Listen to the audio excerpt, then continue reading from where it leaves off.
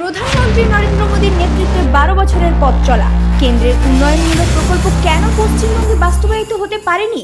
কেন আগের রাজ্য সরকারের বিরুদ্ধে বাধা সৃষ্টির অভিযোগ তুলল বিজেপি?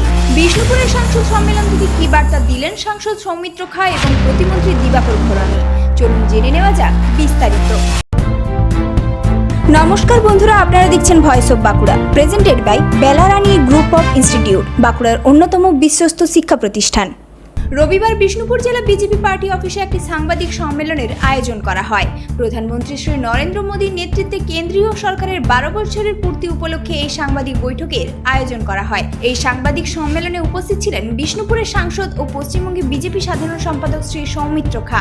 এছাড়াও উপস্থিত ছিলেন রাজ্যের প্রতিমন্ত্রী দিবাকর ঘোরামি, যিনি সমবায়, বন ও পরিবেশ দপ্তরের দায়িত্বে রয়েছেন। আজকে রেলের ক্ষেত্রে যদি আমরা ধরি, পশ্চিমবাংলায় আমরা 14,000 কোটি টাকা আমরা স্যাংশন পেয়েছি এই বছর অর্থ বাজেটে।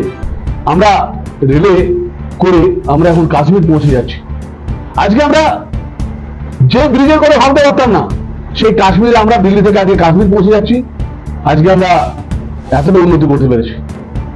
যে কোভিডের সময় অন্যান্য দেশ মোদীজি এবং ভারতবর্ষের প্রধানমন্ত্রীর কাছে সাহায্য চেয়েছেন। আজকে মোদীজি সেই কোভিডের সময় অন্যান্য 84টা দেশে তিনি কোভিডের ভ্যাকসিন পৌঁছে দিয়েছেন। ওরা বিশ্বের কাছে সমাদৃত হয়েছে। ভারতবর্ষ জয় ভারত, মেরা ভারত মহান, সবাই বলেছে। অন্যান্য দেশে তেলের দাম অনেক এগিয়ে গেছে। এত যুদ্ধকালীন সংকটেও আজকে নরেন্দ্র মোদীজি পুরোপুরি ভাবে গোটা দেশের জন্য তিনি কোন রকম করে মানুষের একদিনের জন্য অসুবিধা হতে দেয়নি। কোনো পেট্রোল পাম্পে তেল পাওয়া যায়নি, একটা খবরও নেই।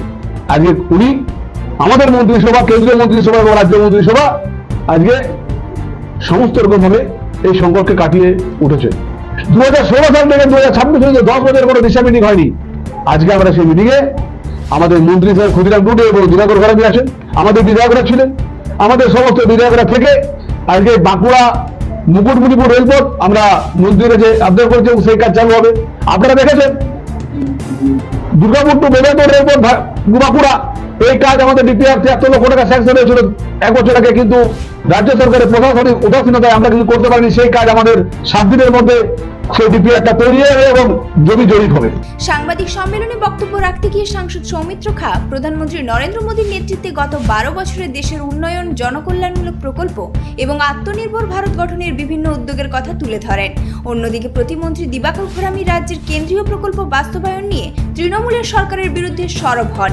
তিনি দাবি করেন, প্রধানমন্ত্রী নরেন্দ্র মোদী দীর্ঘ 12 বছর ধরে পশ্চিমবঙ্গে উন্নয়নের জন্য বিভিন্ন প্রকল্প বাস্তবায়নের চেষ্টা করলেও তৎকালীন রাজ্য সরকার সেই কাজগুলিতে একাধিক বাধার সৃষ্টি করেছিল। আলোচনা করছিলাম যে আমরা কিভাবে এই জঙ্গলকে কাজে লাগিয়ে আমরা এলাকার উন্নতি করতে পারি এবং আমরা আমাদের বনাঞ্চল আরো বাড়াতে পারি, এবং তার সঙ্গে সঙ্গে যে সমবায়, যেখানে কৃষকদের সঙ্গে একটা বড় সম্পর্ক জুড়ে আছে, সেই সমবায়গুলোকে আগের সরকার লুটপাট করে তারা কিন্তু কৃষকদের কাছ থেকে দূরে সরিয়ে নিয়ে গেছে। বহু কৃষক সুবিধা পায়নি, বহু সমস্যা আছে সমবায়ের মধ্যে। তো আমরা আগামী দিনে এই সমবায়ের যে সুবিধা, সেই সুবিধা আমরা কিন্তু সাধারণ কৃষককে পৌঁছে দেবো, তার চেষ্টা করব। দিবাকর ঘোরামির বক্তব্য অনুযায়ী রেল প্রকল্প, সীমান্ত এলাকায় পরিকাঠামো উন্নয়ন এবং কেন্দ্রীয় সরকারের একাধিক গুরুত্বপূর্ণ প্রকল্প রাজ্যে দীর্ঘদিন ধরে আটকে ছিল। তিনি আরো বলেন, বর্তমানে নতুন পরিস্থিতিতে জমি হস্তান্তর সহ বিভিন্ন প্রশাসনিক প্রক্রিয়া এগিয়ে চলেছে।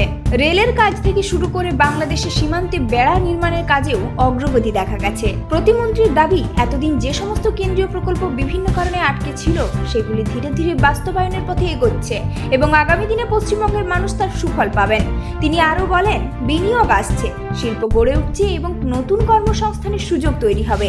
এর ফলে আগামী দিনে পশ্চিমবঙ্গ আরো উন্নয়নের পথে এগিয়ে যাবে বলেই তিনি আশা প্রকাশ করেন। প্রধানমন্ত্রী নরেন্দ্র মোদীর নেতৃত্বে কেন্দ্রীয় সরকারের 12 বছরের পূর্তি উপলক্ষে আয়োজিত এই সাংবাদিক সম্মেলন থেকে উন্নয়ন, পরিকাঠামো, বিনিয়োগ এবং কর্মসংস্থান নিয়ে একাধিক রাজনৈতিক বার্তা তুলে ধরল বিজেপি নেতৃত্ব। এই বিষয়ে আপনার মতামত কি? কমেন্ট করে জানান। জেলার গুরুত্বপূর্ণ খবর সবার আগে পেতে সঙ্গে থাকুন ভয়েস অফ বাঁকুড়ার। এই ধরনের গুরুত্বপূর্ণ খবর সবার আগে পেতে আমাদের চ্যানেলটি সাবস্ক্রাইব করুন আর ভিডিওটি শেয়ার করতে ভুলবেন না। আপনার মতামত কমেন্টে জানান আর লাইক শেয়ার করে ভয়েস অফ বাঁকুড়ার পাশে থাকুন।